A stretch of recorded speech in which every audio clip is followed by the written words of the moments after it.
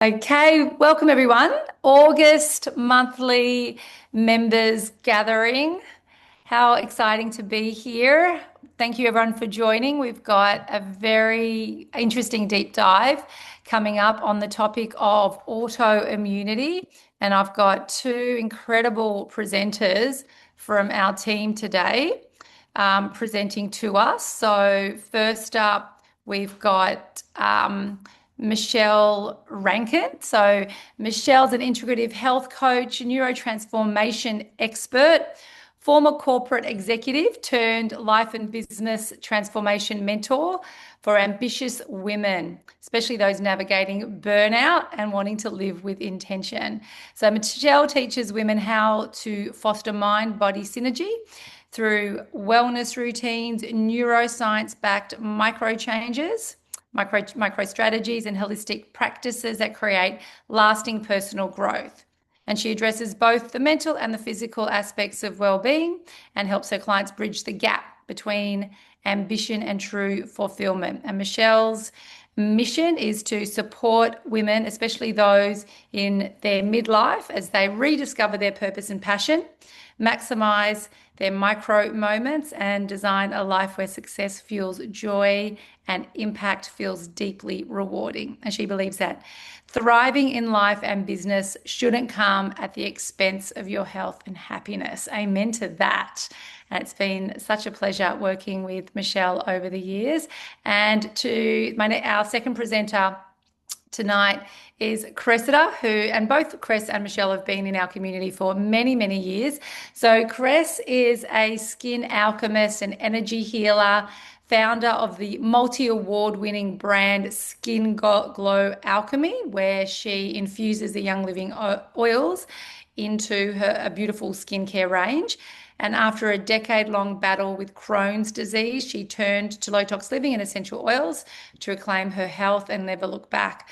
And Chris has been using the oils for 20 odd years, since 2004, and now teaches women how to create radiant skin, a calm home, vibrant energy through her membership Skin Glow Codes. So she blends science with soul and ancestral clearing, and works with aromatherapy and nerdy essential oil deep dives, frequency healing, biogeometry, feminine rituals to help women glow from the inside out at any age. And it's a real honor and pleasure having both these women present to us tonight and be in our community. So without further ado, I'm going to hand over to these two lovely women and we'll start our presentation on this very important topic of autoimmunity. Hey everyone, we were just wondering if, just before we get started, would you mind popping in the chat just your name and who your support person is? We just want to make sure that everybody is properly supported and connected. You should be able to access it now, and that just goes to the hosts and co-hosts. If you can do that, just let us know if it works for you. That would be fabulous. And then Michelle will get off and away. And what about those people that don't know who their support person is? Do they just write "don't know" and Yeah, then because that's a great opportunity for them to find out, isn't it? Yeah, and it gives us a really good idea of how we can support you better so no one falls through the cracks. Still disabled, guys, from me. Cool. Give us a second.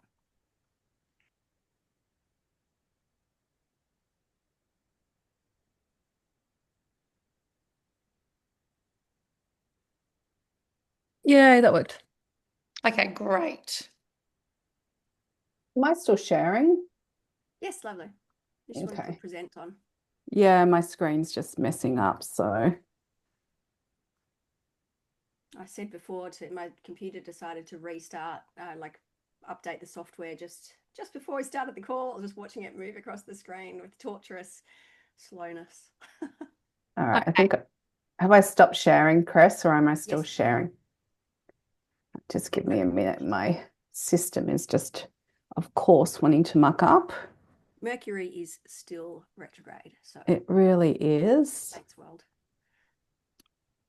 So is it still disabled for people? I just got onto this webinar. Oh, here we go. People are starting to write through Lauren Short. Okay, so Leah, you're being supported by Lauren. Amazing. Yeah, cool.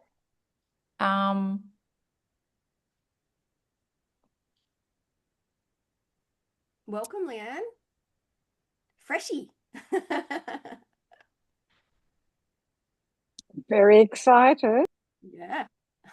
Just bear with me because for some reason it's wanting to play games. Okay, I think I've got it now.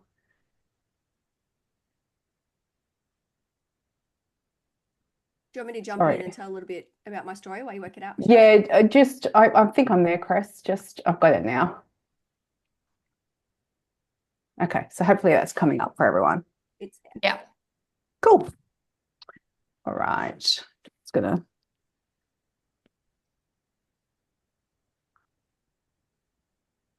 Is that going across for anyone? Do you want to just jump in, Cress, because it's not Sure. playing nicely?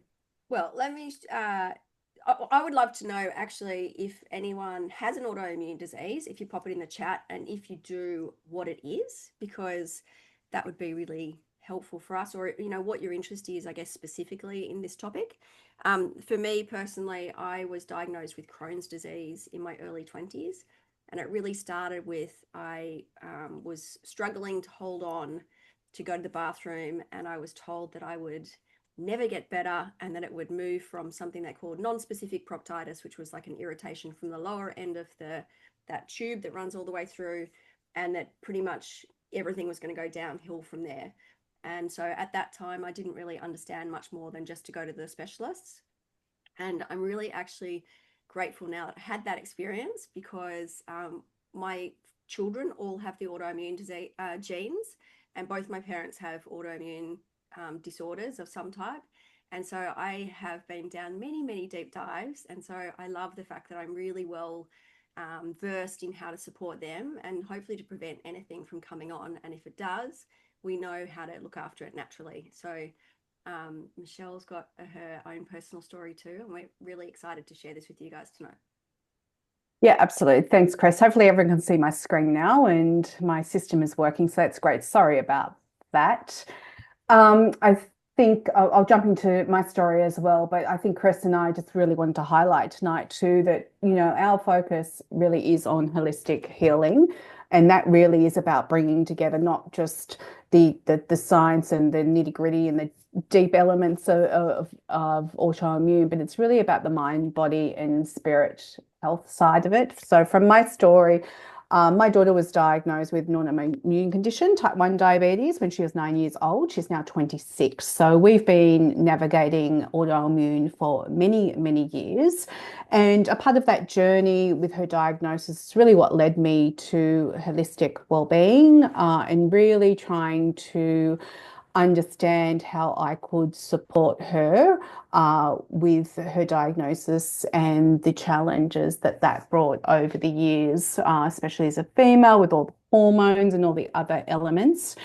And really, when I delved into all of those elements, I think a lot of conversation was around the autoimmune condition, and there wasn't much about supporting the kind of psychological and spiritual elements that comes into play when you're dealing with autoimmune. I think the focus is on very much the medical kind of components, and there's a lot that you need to navigate from emotional well-being element as well when you've got autoimmune conditions. So that was something that I really wanted to delve into. I really wasn't happy with what we were being told and how limited the information was. So that's really what started my journey in holistic wellbeing and looking at really how we get to the root cause and what other things we can be doing. So that's why I'm so passionate about it and really looking to get into some of those details tonight with you. So you'll see that we'll talk really broadly about autoimmune, not only from the science element, but also all of it. Now, I really do want to highlight that this presentation is not intended for medical advice. It is for education purposes. We're not your practitioner, and everything, every autoimmune condition is very different. So tonight's presentation really is general. It's not specific to any condition, but I think it's really important And the information we have is really great, I think, in terms of all the foundational elements that we really use to support autoimmune conditions. So we might get into some of the detail now in terms of what autoimmunity is and what you can do. So really, the system mistakenly attacks healthy cells. So it somewhat turns on itself and can't distinguish between healthy and non-healthy cells. So it starts to attack the immune system. There's over 100 known autoimmune conditions. Some of them are listed there. There's many, many more than that. And they really affect all tissues and organs of the body, depending on where the immune system is affected. So it could be joints, muscle, skins, digestive, endocrine, nervous. There really is all those functions that can be affected. Latest research does point to that over 90% of chronic disease is driven by the environment, not necessarily our genetics. So we do have our genetics, but there's also the epigenetics functions and environmental functions. So we'll be going into a lot of that detail tonight as well.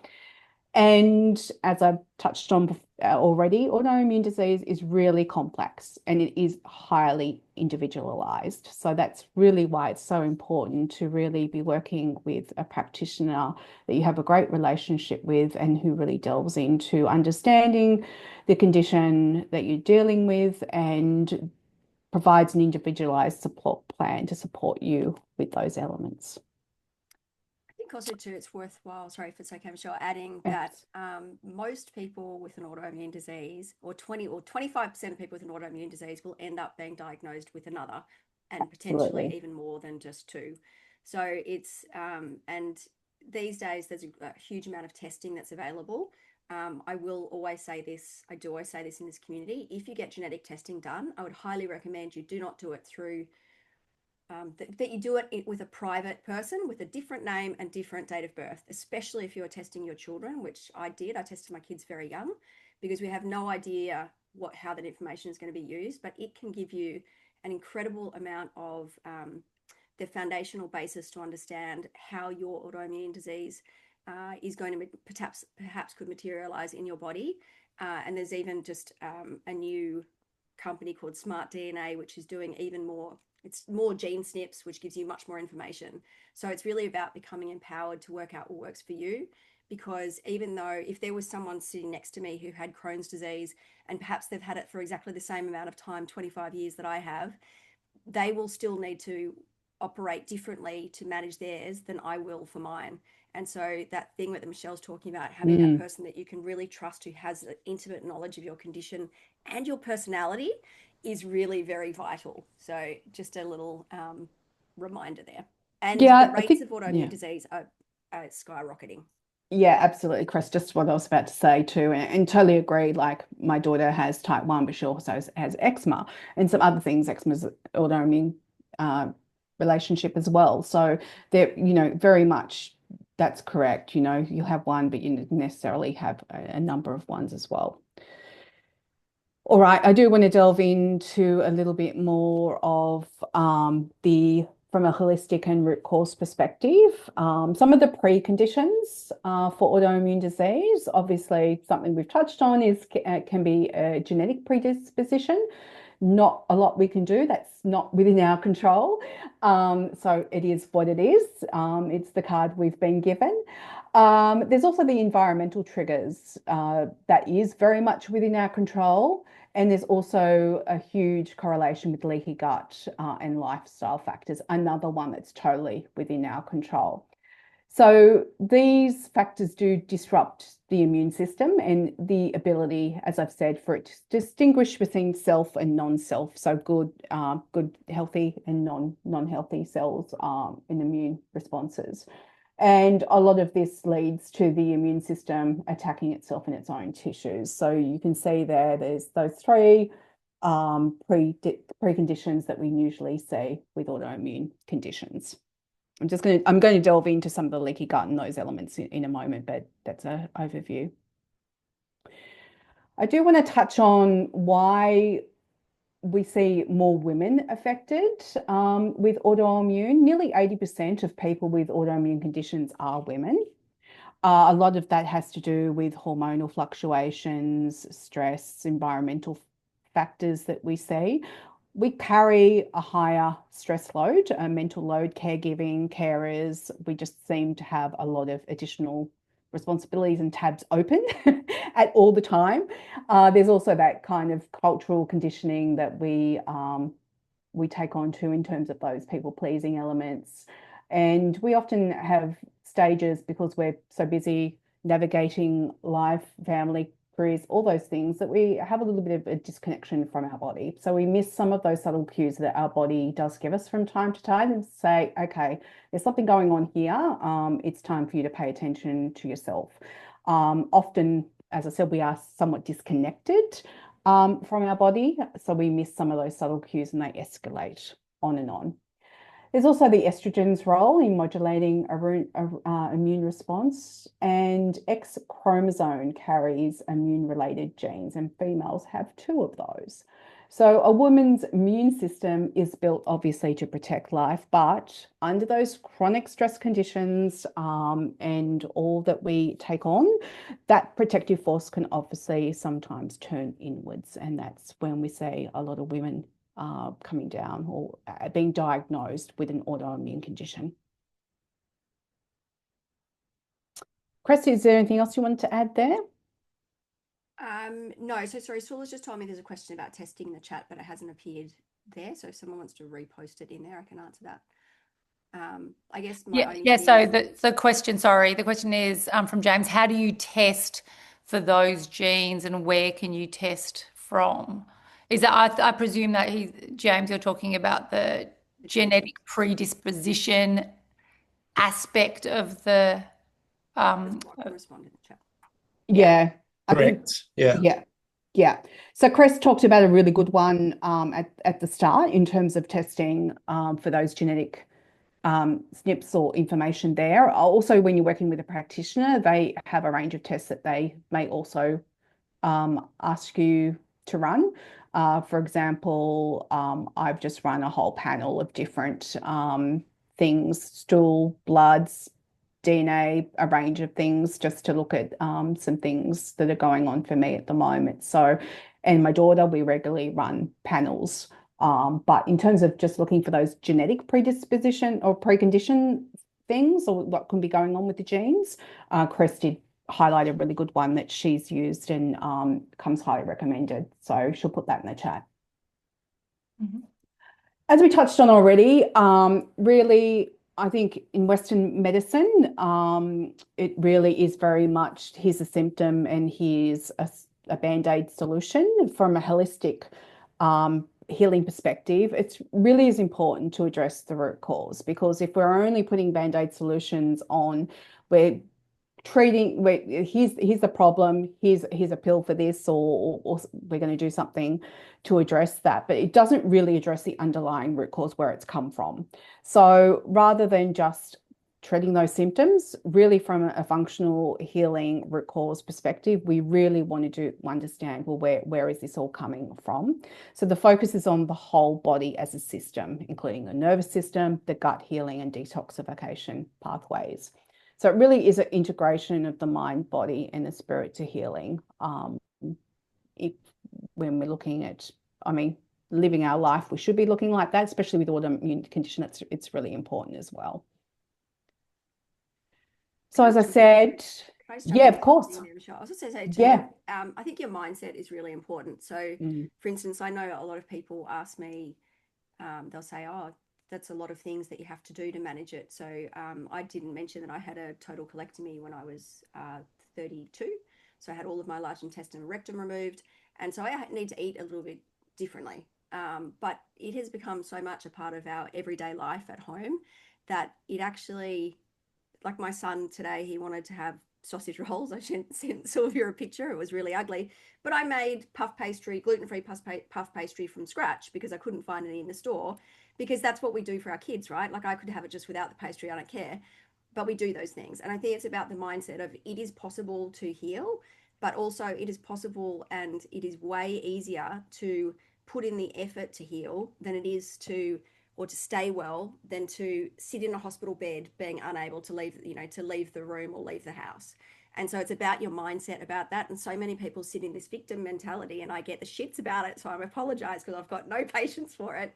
But you cannot sit there and go, oh, I'm sick, I've got this thing, because then you're holding on to the thing. So you've got to really be like, okay, I've got this signal from my body. So what am I going to do to get well? And so I know Michelle is probably way more tactful about it, but I know she feels similarly. No, it's so true. And I think that's why I'm so passionate about, and I spoke about this at the start, is that mental element, that there is a load there, but it's also about how you deal with that. Because I think, as Chris said, in terms of that victim mentality, yes, you can feel sorry for yourself at times, but it is really that positive mindset, or having those tools and practices in place to then elevate you out of when you do have those spirals, because our cells store the story and the picture, and they express themselves in so many different ways. So I really think it really is important to be supporting that mental element as well, because otherwise the body will let you know what things you're holding on to if you're not letting go of those things. So really having those support tools in place as well. Coming back to how we can really support all types of autoimmune conditions, that really does involve removing some of those autoimmune triggers. When your body is in an inflammatory state, it really is important to start addressing all those triggers. And I think it's important. We live in a very toxic environment, lots coming at us at all times. So it really is important for all of us to be considering a lot of these things, not just for autoimmune conditions as such. There's the environmental triggers, such as heavy metals, parasites, viruses, stress, trauma. Trauma holds itself, even if you're not aware of the trauma. It's deep within our bodies and each cell and tissue of our body. Vaccines is another one. Gluten is another one. For my daughter, that's a huge trigger for her, and something that we've really removed from her diet. And any of the sides, pesticides, herbicides, fungicides, all those sorts of things is another one. Really addressing the inflammation, as we've talked about. Another one is really addressing gut microbiome and addressing any leaky gut issues. And I'll talk about leaky gut next, but that is a huge one, and I'll explain a little bit more why. Also, optimizing nourishment is another one, and we'll be going into some detail there. And really starting to put in practice those healthy lifestyle factors. Can I just jump in with something with gluten? Absolutely. So many people say, oh, it's fine, gluten's fine for me. And it is for some people, particularly if you're having a great sourdough one, or if you're having it on holidays, which I can. But there is a protein in bread or in gluten that gives all of us leaky gut. And so it is only how resilient you are as to whether you can manage it or not. So unfortunately, all types of bread and wheat now have that. There's nothing, none of us are immune to it, but it depends, how many things you have, is how many layers you have kind of going wrong, if you like, whether it affects you or not. So in my family, we know that we all have the celiac gene. However, what we do is that we eat gluten-free at home, and we'll have long periods of time where we're gluten-free. But for instance, when we went to Japan, we didn't worry about it because we're on holiday, so we're more relaxed. And there's no empirical evidence to show that won't mean that any of us develop celiac disease, but we won't. But it's really what we're trying to do, so we get a balance of living our life, but also then using the science to tell us how we can best protect ourselves. So that's kind of it's in all wheat. Mm. Yeah. Yeah, absolutely. There used to be a thing that you could eat it when you're in Europe because it was different. It's not different anymore, just so you know. Just want to hit that one out of the park. And I'll also just chime in and say gluten takes 3 months to completely rid itself from the body. So a lot of people are like, oh, yeah, I stopped eating gluten, for a couple of weeks, but my symptoms haven't improved. It's like it's still in your system. So if you're, haven't waited that whole 3-month period, you really need to wait the whole 3 months. And if in that time you have a little bit of gluten, then that 3 months starts again. And actually, they say 6 months for any kind of injury from gluten to be eradicated from the body. So Yeah, if you I are was just someone about to touch on that. yeah, Sometimes, depending on the level of inflammation that's mm, been created as well. Yeah, yep. So absolutely. yeah, Yeah, it's a big one. All right, leaky gut. I think lots of us have heard about leaky gut. For those that haven't, here's a visual for you in terms of what leaky gut looks like. Obviously, you can see the tight junctions there, and leaky gut and inflammation then obviously starts to damage those junctions and involves intestinal permeability. So this opens up. You can see where it's opened up. It's not as tight, the junctions, it's opened up. And that allows particles, food particles, and other harmful foreign matter to then pass through the gut. You can see then it goes into the bloodstream, and that is where you start to get some of these IgG and IgA reactions and then releases with the B and T cells. So what I mean by that is IgG immune responses are where you start to have that nutrition malabsorption. So you're not absorbing all the nutrients from your food. And that's also when you get an autoimmune condition.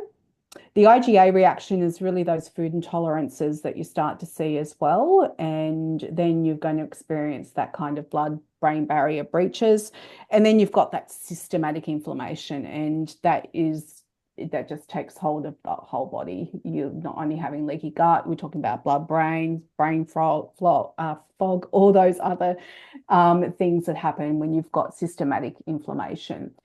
So that just gives you an idea really of what happens when those tight junctions start to open up and then we get that leaking and inflammation happening across the system.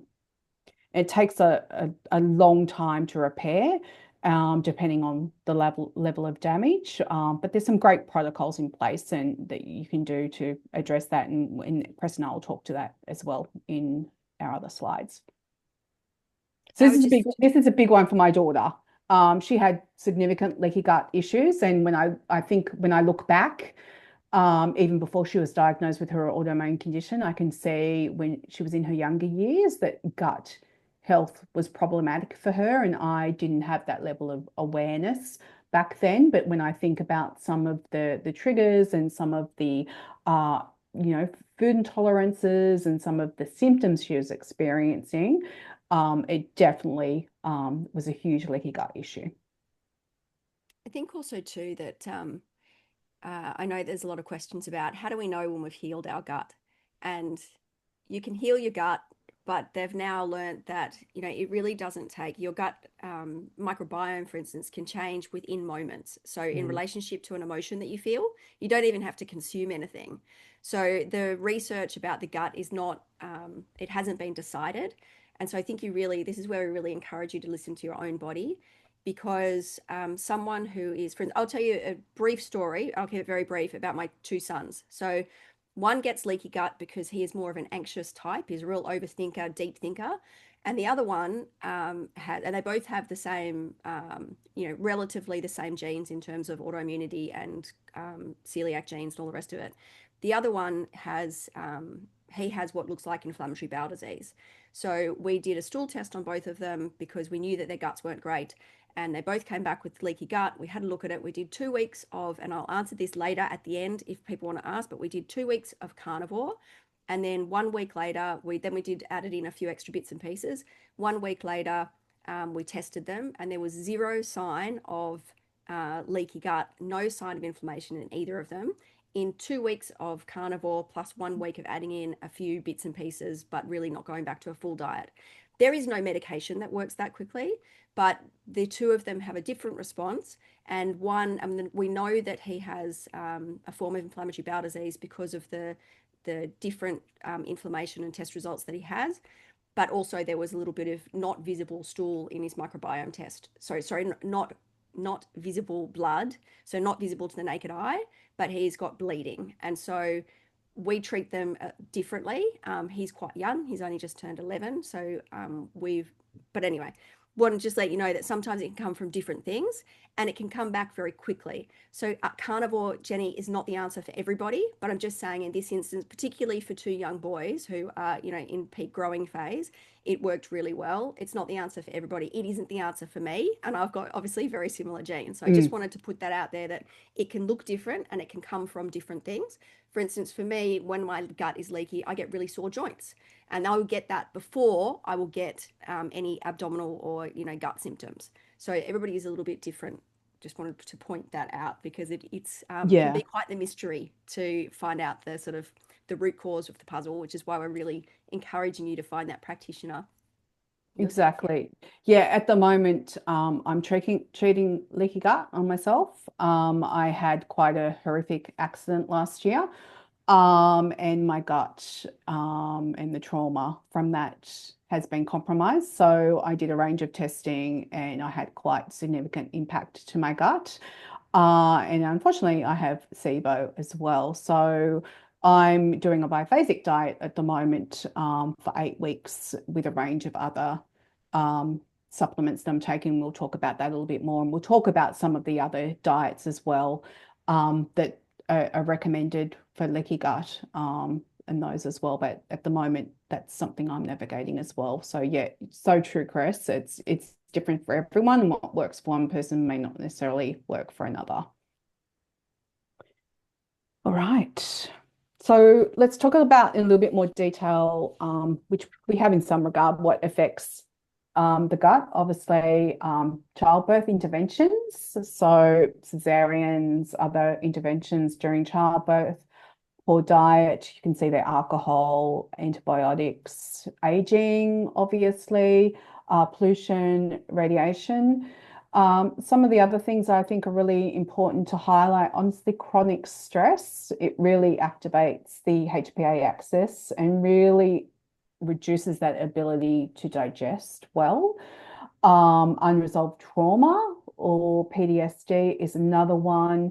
Burnout and nervous system dysregulation, obviously in sympathetic dominance. I think that's a big one. I know it's been for me, and I'm seeing it a lot more in terms of burnout, nervous system dysregulation, and how that is affecting the gut quite a lot. Obviously, the lack of disconnection to oneself and lack of joy affects the vagal tone. There's a whole range of other things there in terms of SIBO, like I've talked about, parasites, unresolved gut infections, and then we get more into the heavy metals, mold, you know, exposure to glyphosate, which is in so many things that are non-organic at these days.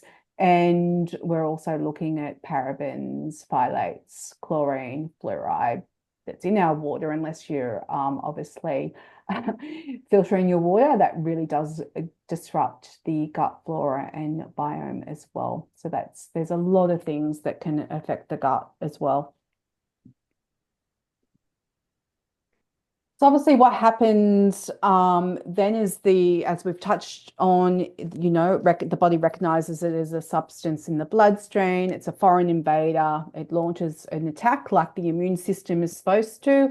It launches an attack to try and clear it up. And what happens is it obviously mistakenly then starts attacking the healthy human tissue. So it can't, as I said, distinguish between healthy and non-healthy. Western medicine assigns different names to autoimmune conditions depending on what the body tissues are being attacked. So there's some there for you. The thyroid, if it's over, it's Graves, gluten triggers, celiac, joints, rheumatoid arthritis. We've got various other ones like lupus, the bowel is Crohn's, got Hashimoto's. If it's sheaths of the brain that's being attacked, it's multiple sclerosis, and the skin is eczema. So we get a symptom, an autoimmune condition, and then usually Western medicine applies a name to that. This one I'm going to spend a little bit more time. Cress will spend some time, we'll delve into this one. Obviously, I'm so passionate about the holistic approach. I'm not into just treating the symptoms with medicine and surgery. Western medicine rarely asks why.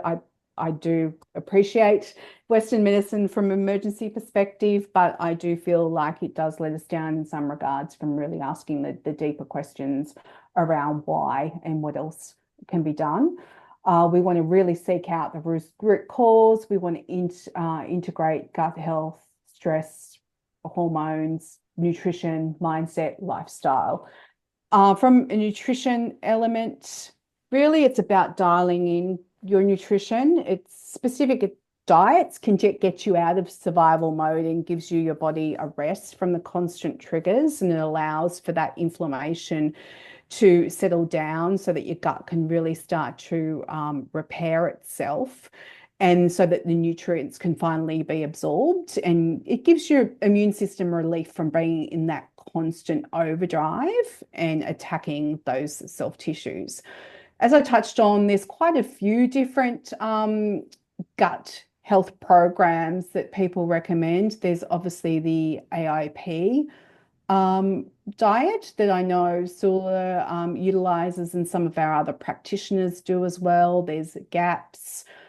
Cress talked about carnivore. At the moment, I'm doing the biphasic diet, which is, addresses that inflammation and the leaky gut, but it's also addressing my SIBO at the same time. So that's another really popular one as well. So there are a range of programs and diets that people will utilize to start addressing these. And this is where we talk about the practitioner element, because there really is a need to really drill into your own individual circumstances. What's going to be sustainable for you? What's going to work for you?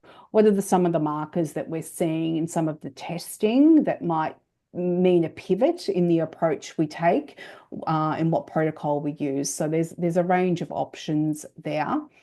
Some of the other things I think are really underrated and not talked about much is the other elements, such as the circadian rhythm and sunlight.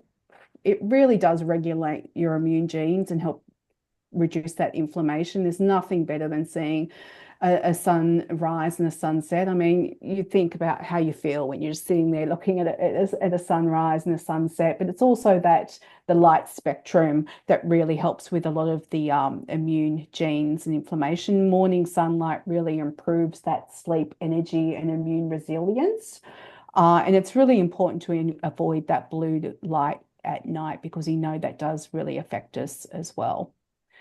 Stress and autoimmunity, I've talked about stress. I really love utilizing tools, and I know Brianna, my daughter, utilizes a lot of tools around those elements as well, such as meditation, breath work, EFT, journaling, grounding. And something that I talk about with my clients is those micro moments. I think we're in a world where we don't pause on the gaps, the opportunities for a moment of a pause, a micro moment. We fill our day with all the things. So I even see, standing in a line to grab a coffee or wait for your coffee, or to everyone's head down in their phones. We kind of fill those gaps in our moment, to take a moment to pause, to breathe, to reground and center ourselves with other things. So I think, I talk to my clients about some of those micro moments and those strategies we can have just to have those moments in our day to reduce some of that stress. Movement's another huge one. Movement heals. Movement produces those anti-inflammatory compounds. We do need to ensure that we avoid over-exercising, especially if we've got inflammation and we've got autoimmunity, or we're in an episode where we're highly stressed. We really do need to be conscious of movement. Sometimes it's just about gentle exercise, going for a walk, just consistency, some strength training, yoga, Pilates, ocean swimming, dancing, whatever brings you joy, just moving that body, but in a way that's going to work best for you and not going to cause more inflammation to the system. Hydration and detox, obviously drink filtered water, please.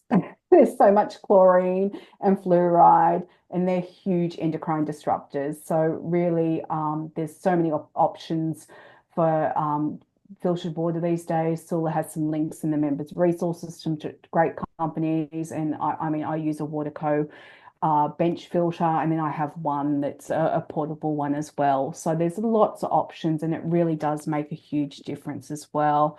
We have filters on all our showers. If you don't have a whole complete house filtration system, there's still options. We use water filters because we want to reduce that absorption via our skin. Skin is such a big organ, it absorbs absolutely everything. Other things is that morning ritual. I love my lemon essential oil in with some salt in warm water. It's supporting the lymphatic system, I think, is another good one as well, because that can often get quite stagnant. And I think it's good practice for us to be stimulating our lymphatic system so that we're draining all of those toxins, all those things that sit within our cells under the skin, just through dry brushing, which is often neglected, breath, anything to really drain the system, get the immune system draining. There's also those polyvagal practices, I love just, humming. Humming's a great one to get the polyvagal system going, gargling. That really does help with regulating the nervous system. And again, reducing that autoimmune responses. EMF exposure is another one. We know EMF exposure causes immune disruption, and there's a growing area of research, especially in terms of mitochondrial and endocrine function effects from EMF exposure. There's also, thinking about self-directed compassion practices as well. We're often so hard on ourselves. We give other people a lot more compassion than we give ourselves this day and age. Some things we say to ourselves we'd never say to others. So I really encourage those self-directed compassion practices. That really does reduce those inflammatory cytokines as well, and it's really science-based, backed. Infrared saunas I love for reducing inflammation and even the chronic pain.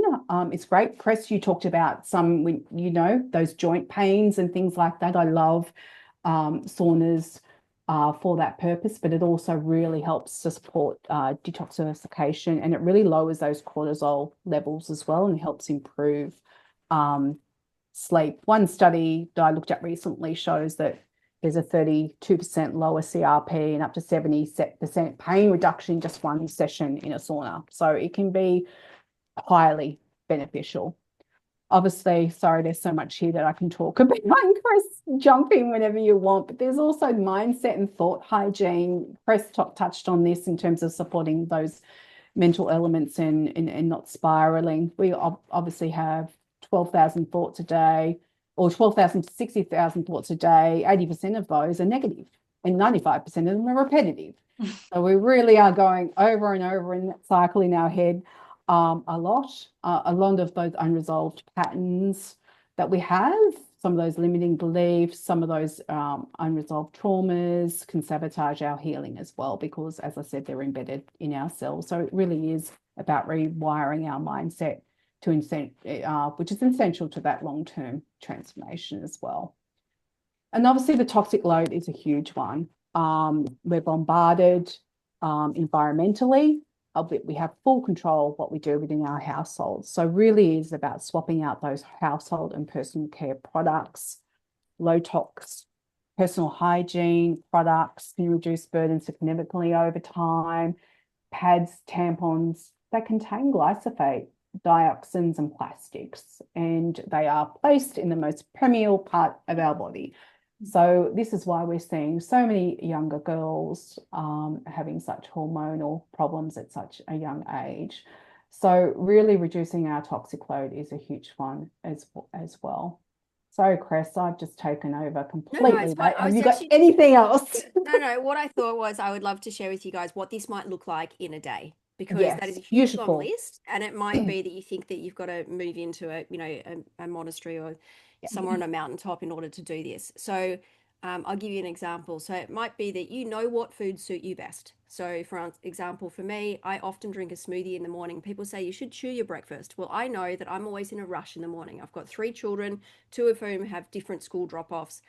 I've got a mad dog and a husband. So that means in the morning I get up and I am full go from the moment I get out of bed.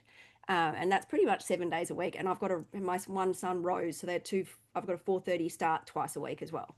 So I have a smoothie for breakfast. Sometimes I have it at room temperature. Sometimes I have it cold because that's as best I can do, or I heat it up and it's a hot one if I've got time to do that. So I know, and in that, I'm putting in things like I'm putting in a choline supplement because I know that my brain needs that from my gene testing.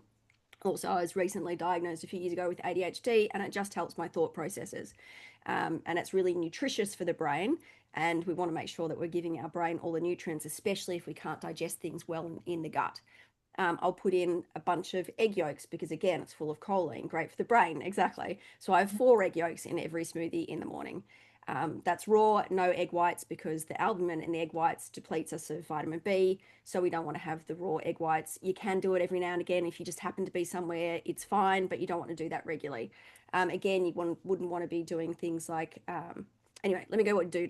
So I rotate between different milks. So I rotate between oat, almond, raw milk if I can get it, or dairy. I love the taste of dairy, but too much of it gives me pimples, and quite frankly, I'm too vain for that. And so I save that for cheese, because cheese, there's nothing like it. So, so rotate through the different milks. So I'm not having the same thing all the time.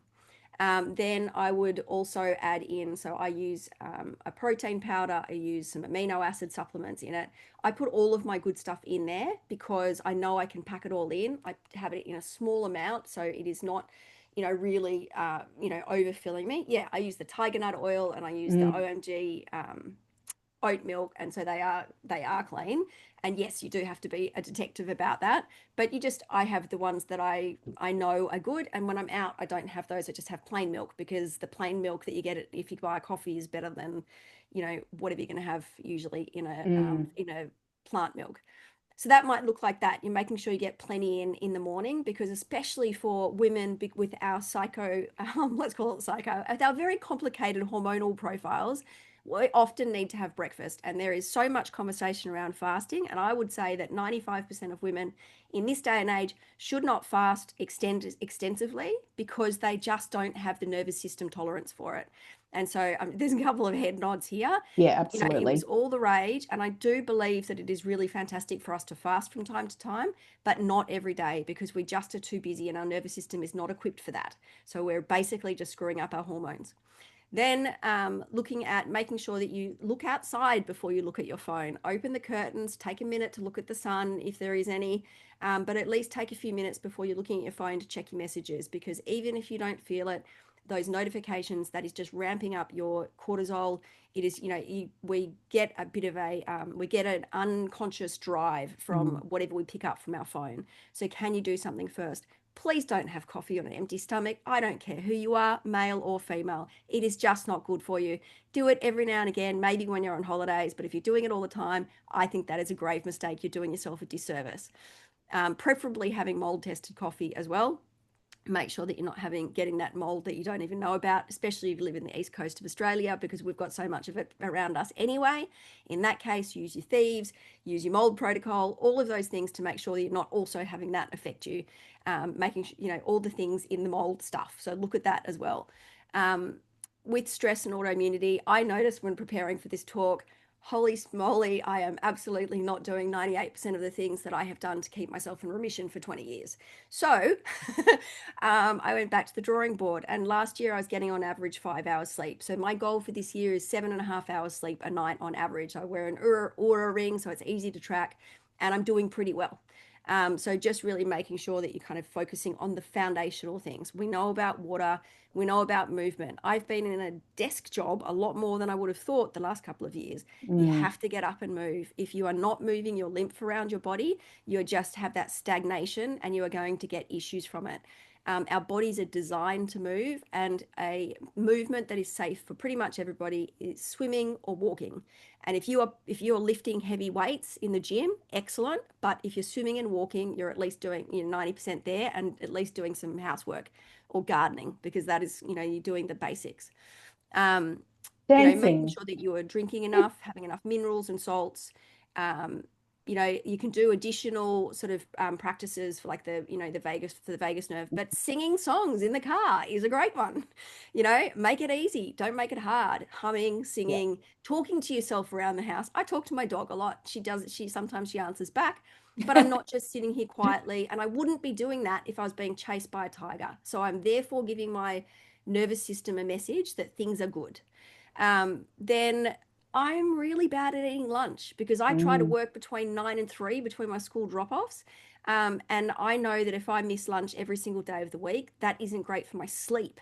So you wouldn't think that, but I don't sleep that well if I miss lunch every single day of the week. So I really make sure that I'm having lunch a couple of days a week. And that I would encourage you to experiment with it and see whether that improves your sleep. I love coffee. Coffee doesn't love me. It's not because and I know from my gene test that I'm a fast metabolizer of caffeine. So it isn't that I am not metabolizing the caffeine, but what it does to my nervous system is that if I have a coffee more than 2 days in a row, I don't sleep the following night. I'm awake at 2 o'clock in the morning, the beautiful liver hour where you just watch the walls and get frustrated for ages. So really having a break from things for a period of time to understand what it's doing to you. So can you be completely off? I mean, when's the last time any of us were off a device? My husband and son went away for 4 days and had no devices. They were not allowed a book, a phone, anything, nothing at all. No devices. They were camping. They did this great program, and I envy their experience. And the thought of doing it scares the shit out of me. Now that's terrible. I'm scared of being without a book or a phone or something for 4 days. That's pretty slack. I'm still not signing up to do it, by the way. I bought an infrared sauna about 15 years ago. It still goes strong. So it takes an hour to heat up, not like the newfangled ones that my brother has that heats up in 20 minutes, but it takes an hour to heat up and then you can sit in there. I'm a terrible sweater. I don't sweat unless I've been having a sauna. Now we know if you're not sweating, you're not excreting toxins. So if you don't sweat, unfortunately, it's not late. It's not ladylike to not sweat. It's really bad for you. So learn how to sweat, ladies. My husband, on the other hand, is a very efficient sweater. And I always think, well, it's a great way to get rid of the toxins. Put your clothes in the washing. Absolutely. EMF exposure, we know how to do all of those things. You said, should we not be silent during the day? It depends. Of course, moments of silence and peace are super important. But are you, if you're deaf, and you can't hear things, you're at greater risk of dementia because you are not using some of your senses. So you really want to be making sure you're using all of your senses at some point during the day. Diffuse those oils next to your desk. You are, increasing, you're having, good question, Joanna. You are increasing, the senses that you're using. So if you are, so someone told me today who's undergoing some treatment that she's struggling with nerve issues. And so we spoke about just tapping, so in her fingers and on one side of her face, just tapping, because you're encouraging those nerve cells to regenerate and to come back. If you don't use it, you lose it. It happens for every part of our body. Red light. I have a red light panel. I can sometimes sneak the cord in the sauna if I'm really pressed for time.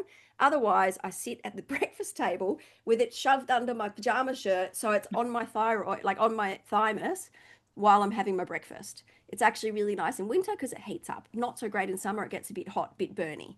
There are ways to pack these things in together. I love doing energy work. I'm on a 220-day streak of Insight Timer. I absolutely love that app. It is it is the bee's knees. I always get my whatever those sayings wrong. It's the bee's knees. I really look forward to my meditation each day. And in terms of reducing your toxic load, I have been doing this for over 20 years, like many of these women and men in this group. But it is picking up all of the little bits and pieces. I know that I eat more often. I'll have a big snack when I pick up my kids from school. That's kind of my lunch. And then I have a bigger dinner. So I'm making sure I'm getting enough calories. Many of us are just not eating enough food because of this restricted idea of eating lots of protein. We need lots of protein for the building blocks for our body. Yep. Yeah. So I'm sorry, I went on and on, but I think it's really Absolutely. important to see what it looks like in a normal life. I don't live a weird ass life. I just don't. No, and I think look that's like everybody. Yeah, exactly. And that's why I say to a lot of people, if you're thinking you're going to do every single thing of one of these things, that creates more stress and inflammation itself. So it's about how can you utilize some of these within your day. And there's really easy practices and ways, opportunities that you can incorporate some of these. And actually, Michelle, I'll just say one that I think I know that you and I are very good at now is to let go of things. Like if you maybe you want to go somewhere for a massage and you're away on holidays, but you don't know what products they're going to use on you. don't worry. Like, enjoy the massage. You're going to be fine. How much stuff did you do to yourself when you were younger that you're fine Mm. with? It's okay. We are very resilient beings. So just let it go. Learn to like just let things wash over you, because that will be way healthier than stressing about one massage or one facial or whatever. And what I encourage people to do too is really tune into yourself. I think we don't do that enough, and really ask yourself, what is it I need in this moment of time? What's the best thing to support me right now? Really start tuning in and asking those questions. I'm conscious of time. Obviously, we've talked a lot about toxins and toxic load, and the main categories of toxins obviously are what we breathe, what we absorb, what we ingest, what surrounds us, and what we store emotionally. So I think we've talked a fair bit about that, so I won't go into any more detail about that, but it's really important. Obviously, our greatest exposure to environmental toxins is our home. They don't just harm our body, they confuse it. They really do confuse it, and they bind to our hormones. Many of these are endocrine disrupting chemicals. They confuse the immune system, and they really contribute to that inflammation and that self-attack on the body.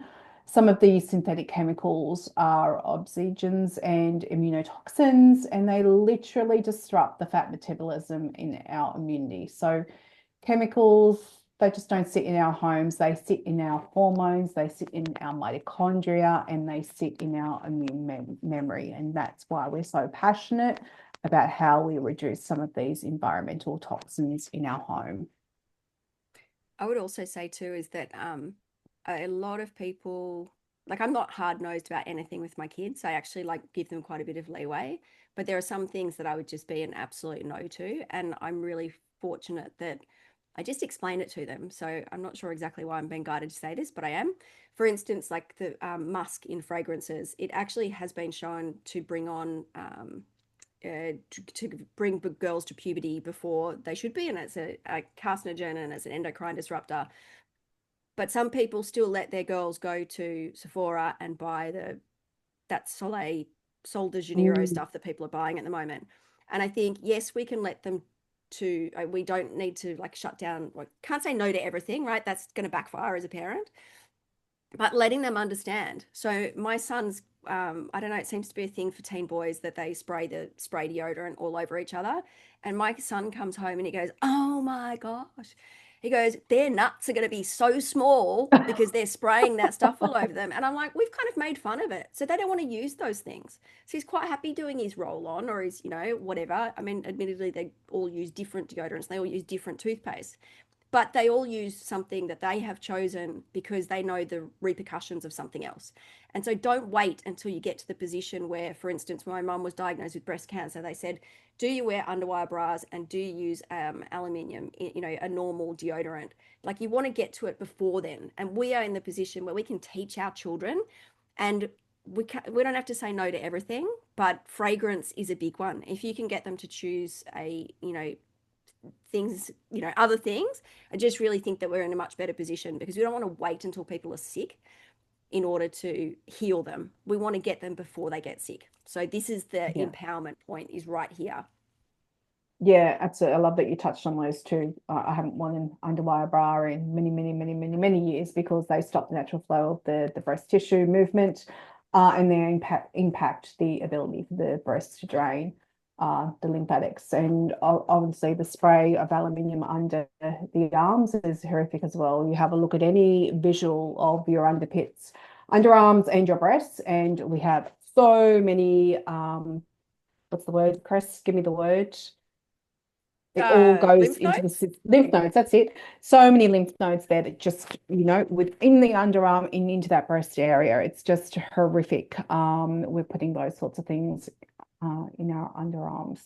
So that's, yeah, really important. And there's so many great clean options now at Sephora and Mecca for makeup for young ones. It's just about educating. So yeah, it's really key. But we're not all perfect, and we just do the best we can. Obviously, we've already touched on some of these, and this is why I love Young Living products. It's just a one-stop shop for me in terms of, personal care products, cleaning products, Sunscreen I love. I love making our own perfumes because they're just horrific. I see so many women spraying perfumes on their thyroid, and I cringe to think those toxins going straight into that thyroid area. Insect repellents, deodorants, candles. There's just a there's so many harsh chemicals out there that are damaging not only our body but our planet. And as I said, our skin absorbs it, our lungs absorb it, our children are impacted, and toxins cross the placenta. There's so many studies there that show just how horrific it is when we test some of the placenta and for newborns, and how many chemicals are in that placenta. Our babies are being born toxic. So that's something I'm really passionate about as well. And we've obviously got dietary toxins as well. So we all know there's those neurotoxins, endocrine disruptors, and microbe. A lot of these toxins, again, coming back to the leaky gut, affect the gut and really create allergens such as asthma, coughing, wheezing, sneezing, all those sorts of things as well. Saula, did you want to start picking up some of these elements? Yeah, just following on from the previous slide. So the imperative there, given the negative consequences that these toxins can do, especially in autoimmune conditions where more likely than not you'll have a leaky gut. So all those toxins then cross the through the tight junctions of the gut into the bloodstream. It's even more imperative when you have an autoimmune condition to go low tox. It's even more imperative to swap out the conventional personal care products and cleaning products with low tox options. Your body is already inflamed when you have an autoimmune conditions. You're more likely than not have a leaky gut. So you've got this, your margin for error is so much smaller. So we want to swap out conventional personal care products, cleaning products with low tox options. We want them obviously to be non-toxic, so safe for what I call the 3 Ps, people, planet, and pets. We want them to work. We want them to be powerfully effective. And of course, we want them to be cost effective. We don't want it to break the bank. And how cool is if we also add a fourth criteria, get it all online from one place. And that's where Young Living just ticks all the boxes there, being the world leaders in the essential oils and low tox movement for 3 decades. And all their products tick those boxes. They're so ultra concentrated.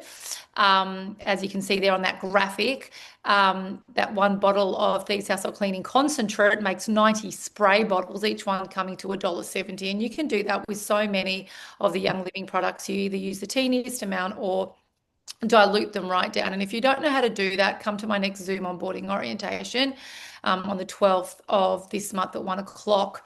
Or if a nighttime session suits you better, Thursday the 28th at 7:30, and I'll teach you how to go low tox cost effectively. So just a one-stop shop for all the things. So there's really no excuses now. They don't do makeup. That's pretty much the only thing we get elsewhere, but in the makeup section of the Essentials 101 guide, we list our favorite makeup brands, but one-stop shop for all the things. So at least you can lower the toxicity in your home. I think everyone here on this call is already a young liver. Or is anyone who's not? Or am I correct to say that everyone is? I think everyone is. You can tell your family and friends who are not that, if they want to get connected with a wholesale account, all the steps on how to do that are set out in the member resources page. And there's a couple of low tox kits there that are really good options to start with. So one thing I will also just add, just before we open it up for questions, is Michelle mentioned that there's been, a huge explosion in autoimmune conditions in recent years. And I think since COVID and the rollout of the vaccines, and I'll just put it out there, we do have a Vax Detox protocol. So for those of you who are not aware of that, it is in the Essential Oils 101 guide in the member resources page. It's also pinned to the top of the closed Facebook page. So reducing the inflammation, detoxifying your body in all the ways That's a huge one that I would encourage you to look into. And that protocol, the doctor, naturopath, homeopath who put that together said it's not just those who have had the vaccine that should be doing that. Everyone should be doing it because we're all bumping up against people. When I had my live blood analysis with Dr. Rang of Mosman World of Health a few months ago, I've had 3 live bloods with him. The first one, there was spike protein in my blood. So we all can benefit from doing that protocol at least twice a year. If you've had the vax, do it for 3 months. If you haven't, then 6 weeks. It does involve no gluten, no caffeine, no sugar. But if you've got an autoimmune condition, you probably shouldn't be having those things anyway. And yeah, part of the autoimmune protocol is those things are out along with a few other food groups until the gut is healed and sealed. Yes. I think one of the other things I'm using a lot at the moment too is the black seed oil for inflammation. I love that Very as well as anti-inflammatory. so Yep. good. And obviously mineral essence because we need all those minerals. Yeah, yeah. So, bone broth is Yep. the number one food to heal and seal the gut. And if you're on a carnivore diet, I think having bone broth and organ meats is really important, not just muscle meat. So Another one is collagen too. Love collagen. That's a great collagen and one for the gelatin. Yeah. gut as well. Obviously taking vitamins, having vitamin C or our citrus oils with our collagen helps absorb the collagen even more effectively. And someone asked anti-inflammatory foods. Well, omega-3 rich foods are your wild salmon. And everyone should be on a really good omega-3 for an anti-inflammatory. And of course, Young Living does the green omega-3s. They don't have a fishy smell because they're not from fish, they're from seaweed. So that is absolute mandatory with the mineral essence, which floods the body with 45 trace minerals and your bone broth. So yeah, doing all the things. A lot of things were mentioned here today. So huge thank you to Cress and Michelle for pulling all this information together. So we'll open it up now to questions. People can either unmute and ask away. If you'd like to put your video on, it is nice to see some smiley faces. No pressure. Can I just say too, sorry, just Sula, I'm going to put my website here for the next week. I've got a special offer for people. I've got a Thrive by Design ebook that's usually $97. It's a 20-page ebook. And if you go onto my homepage, I'm giving that to you all for nothing. So generous. if you want to go and have a look at that, you just need to put your details in and I'll send that to you. Beautiful. Thank you. Sorry to jump into. I would love to come back to is it Leanne? Is that her say it? Just want to make sure I'm saying it right. Love to come back to your question because that's kind of, needed a bit more than like just typing. But also too, I'd love to invite you guys to my next live event, which is coming up at the end of the month. There's also an event. So actually, I've got a lot of live events this month, but I'm going to put a link in for one of them. And if you want to find out about anything more, please let me know. But let's go to Leanne, I think, first off the bat.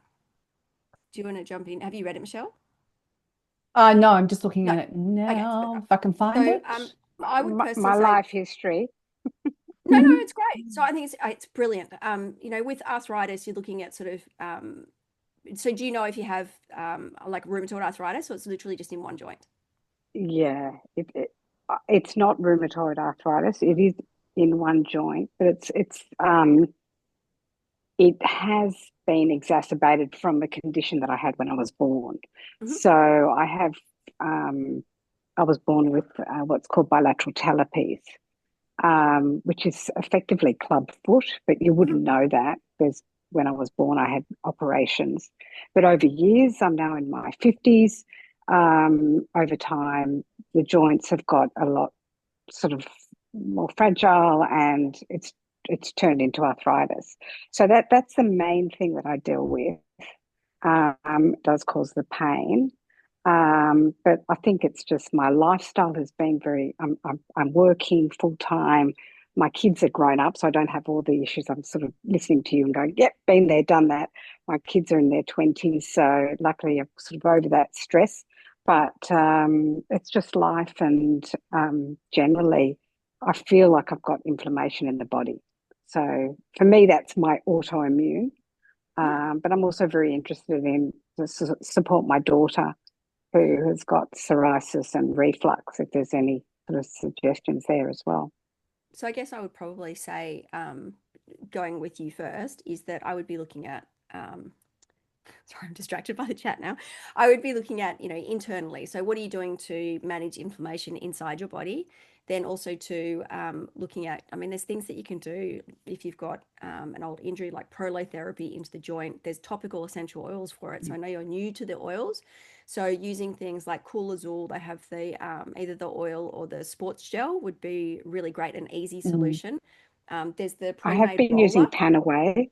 Yep, Panaway is great. So sometimes I Yeah, find, and yeah. I don't know if you guys who have used the oils for a while might agree with me, that with pain, even though you might, okay, maybe it's joint pain, sometimes a different oil will work better for your joint pain than someone else's because the root cause is different. And so I really love Aroma Seas is one of my favorite joint pain oils, and Dragon Time, which is, more designed for female around the time of the month, but it's very anti-inflammatory. And so I have a funky neck. And so I really like it. I have a roller on it and I use it almost every night. So it's really worthwhile playing around with a few different oils. And if you live anywhere near me, I have all of them. So come over to my house, you can try some out. If you know, because you're Kim's friend, I live near her. So just Eastern trying them out suburbs. Yep. and seeing what works for you is the best bet. Because it's really sort of good to try those different things. And then also too, I would be looking at just whether there is any restriction in the joint. So seeing a really skilled practitioner who does body work. I've got people I can recommend, as I'm sure others do. And I want to go back to it. Turmeric, I think, is fantastic. I love using CBD oil for pain without the THC. I don't like the THC, but I have a really good resource for that. But that is a long-term thing. It's not a short-term thing. So you need to take it for at least a few weeks before it takes an effect. And it doesn't work for everybody. It depends on the endocannabinoid receptors in your brain. I know mine are upregulated, which I did not know when I first started using it. But I found out later when I did the gene testing, and I was like, that's why it works so well for me. So there's that. And then your daughter, would be looking at sort of, different things. Obviously, those are really very gut related, the psoriasis and the reflux. Yeah. But again, you could be doing things like visceral manipulation. So if there is tightness in the tissues, let's say, whether it's the organs or where it is, you can be having it, and so you can be having restrictions that don't allow you to absorb, like to digest and absorb your food properly. So it may not be just it can be a physical issue as well as perhaps it is to do with SIBO, because SIBO can cause reflux.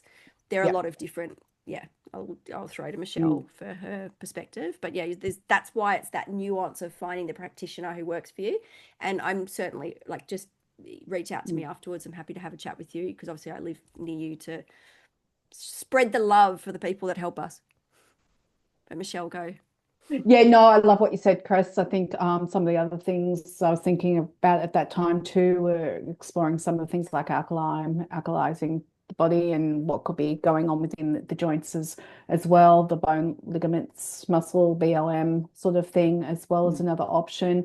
SIBO, exactly what Chris said. I think you'll find some of those pain functions can come from that as well. That's what I had been experiencing. Obviously, it, increases the inflammation, which then has the impact. Also, your hormones, premenopause, menopause, all sorts of things, they affect. Other side. Exactly. So am But I. I'm still going through all of that at the end bit. Yeah, exactly. So that can still have an impact on some of those the soreness and things in the joints as well. I think a lot of the blood work that I did and the additional testing pinpointed a couple of other areas that I need to work on to support my body as well. So I think that's why I like that kind of testing element as well, because it can really drill into that bio-individuality and what's going on for you specifically when you pull all the pictures together. Sometimes we don't look at blood work in isolation. It tells us a picture. And some of the other tests tell us some other components of that picture that might be missing as well. So that's why I like those sorts of things as well, because it can really, taking a full test case of what's going on. Yeah, exactly. Estrogen in our body is anti-inflammatory. Yep. So there's so many elements there. So sorry, it's not an easy fix, but there's, lots of things to be explored, and we just need patience in getting to that root cause, because once we do, we have a path forward, and it makes a huge difference. And don't also underestimate the power of nutrition as well, as Chris said. Yep, absolutely. I think, nutrition, nailing the diet is, you're 80 or 90% there. You could be doing all the things, but if you're still eating inflammatory food, especially refined flour, refined sugars, seed oils, and that's where the autoimmune protocol, the AIP, at a minimum would come in. And if you wanted to go further with the gaps in the carnivore, then yes, but for me, the AIP would be the bare minimum. So if you haven't started that, come and see me for a health coaching session on my website. I'd be more than happy to run through that. And I've done a meal plan for people on the AIP, so that you can set out what you can have for breakfast, lunch, and dinner as suggestions. Happy to come and see you all. Yeah. Yeah. Any other questions? Can I say too, I would just get really curious about what it is and how it affects you. And I'm really bad at consistency, but it does take a certain amount of consistency to really try and work out how you feel your best and trialing things. And I'm going to say, because I can see Jenny's blue blockers, and we talked about blue light. And I will just say that I love a biohack like anybody does. But if we think that biohacking is the solution, we're kind of a bit silly, because it's just not the solution. We need to be doing the foundational stuff. And I know that you are not on Zooms every night, neither am I. And my family knows that after I'm on a Zoom, I can't go to sleep. And they're like, oh, you're fine. You'll be doing stuff for hours after this, because it affects me. And so just really knowing that we are affected by the things, and we may not notice because we do it so regularly. Yeah. And then someone iPhone has asked, whose iPhone? May I ask who the name of the person that's just says iPhone? Oh, Gabby. Oh, hi, Gabby from WA, I think. Any advice? Oh, from Perth. Yeah, okay. Any advice for vitiligo? Yeah. So skin condition. So yes. Yeah. Do you want to say Is something? that in the DES reference guide? I'm pretty sure there's a whole section in the DES reference guide on that. I am not sure if it's specifically there, because I've got like 7 different DES reference guides. I don't know what's in which one. I'm a nerd, and I love being a nerd. So just if you want to nerd out, feel free to like reach out.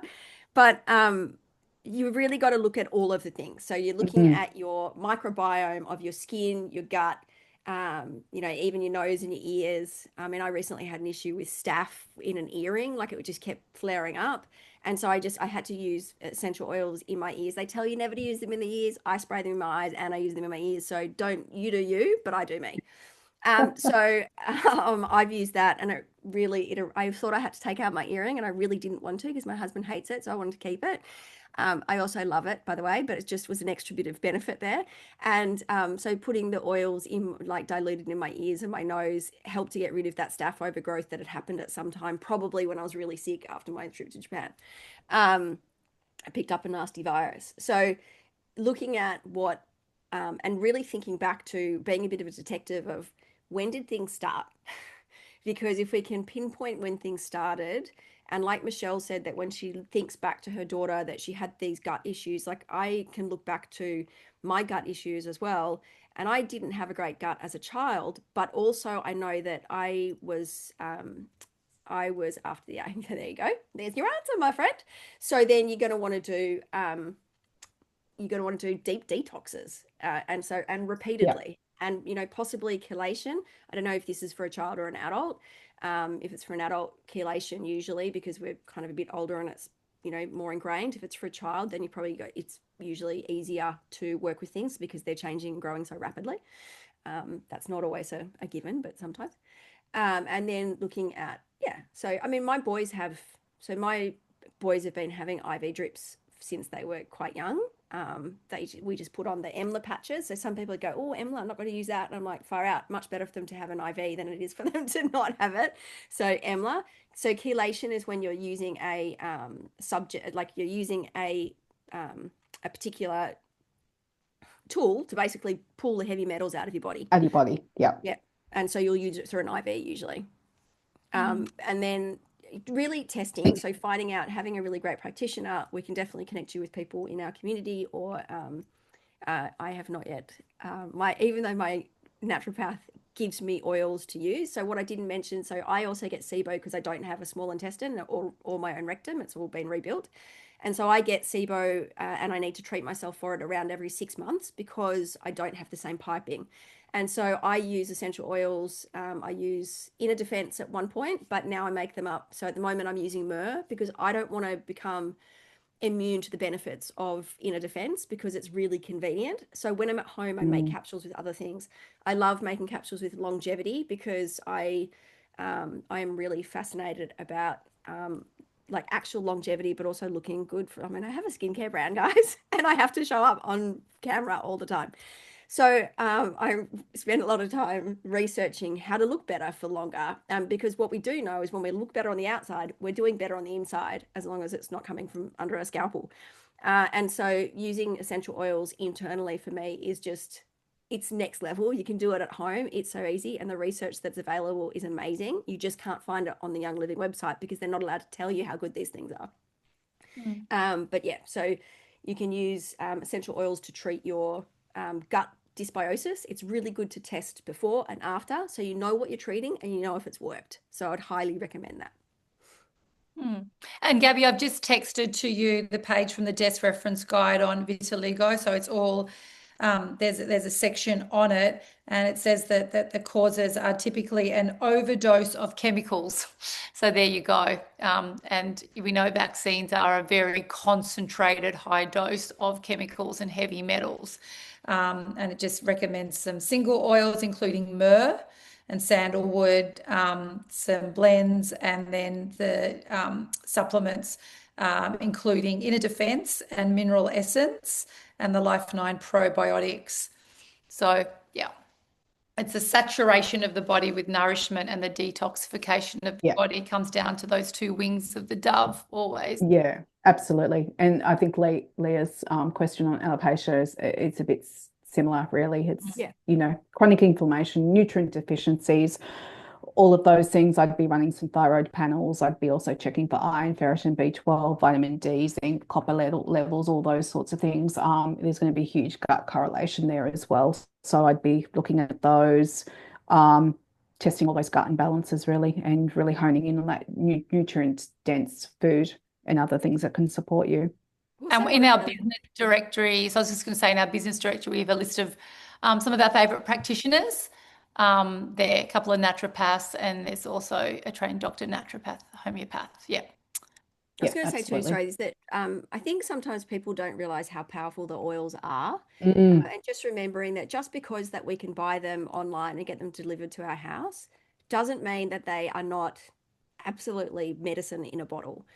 So if you want to find out more about each particular oil, I highly recommend you go to a non-Google web browser and put the name of the oil and put studies, and then look whether it's PubMed studies or whatever, and just look into them, because, or if you don't have the desk reference guide, but I like to do both. I like to look at the reference guides, but I also like to look at the current research that's being done, because I really enjoy it.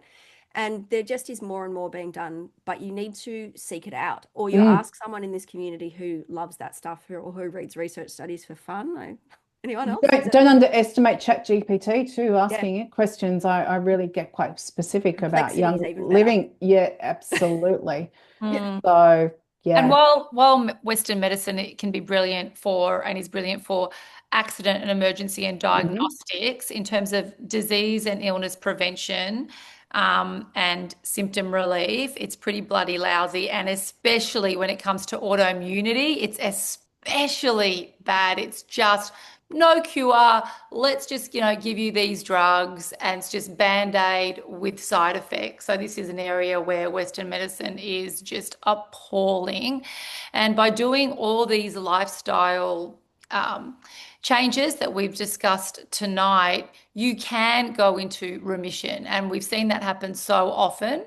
And how long that takes really depends on the piece of string. It can be anywhere from 6 months to 2 years, depending on how much energy and time and commitment you want to put into detoxifying and nourishing your body.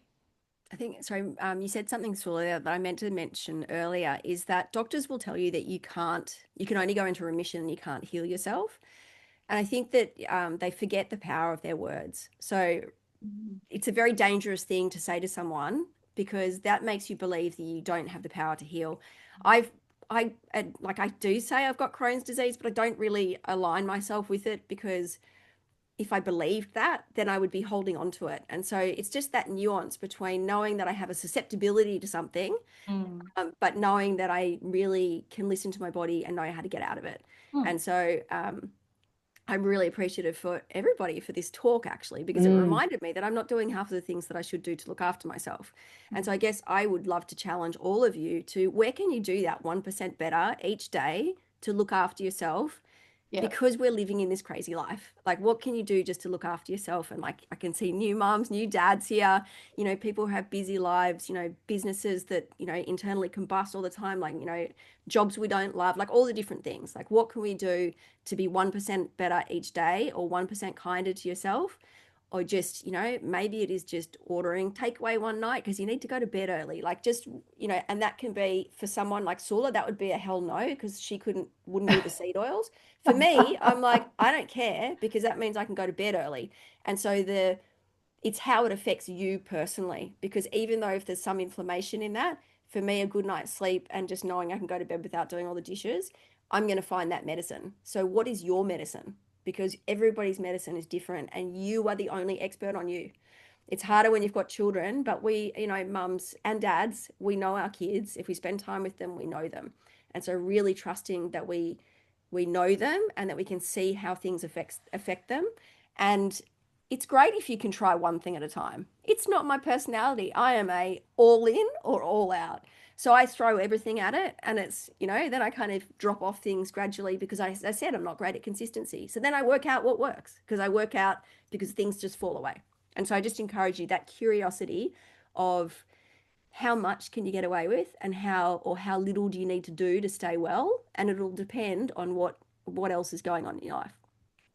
Yeah, I think that's key. I think when I talk to my daughter too, she's been, living with type 1 diabetes for a very long time, and obviously not in remission because there's extensive damage to the pancreas and the cells no longer produce insulin. But what we focus on, and what I say to her and what she acknowledges, is that she's healthier than most people, because she's addressing the stress, the mindset elements, but she's also got a healthy gut. She's doing all the right things, which a lot of people aren't doing. So even though she's still having to, give herself insulin and not in remission, she is really healthy in all the other elements. And we always say that, this is a work in progress, and things take time, and we never say, but it's not going to be the case. So I think that's a good one too. There are some things that are more complex, and we just need to acknowledge that as well. Okay. Well, I think given that it's just gone 9, so I think we will wrap up now in the interest of time. So thank you everyone for attending. Huge thanks to Michelle and Cressida for this presentation tonight, and looking forward to seeing you all at one of the onboardings or a workshop this month very soon. So good night, everyone. Let's all get to sleep soon. Good night, everyone. Thanks so much. Bye.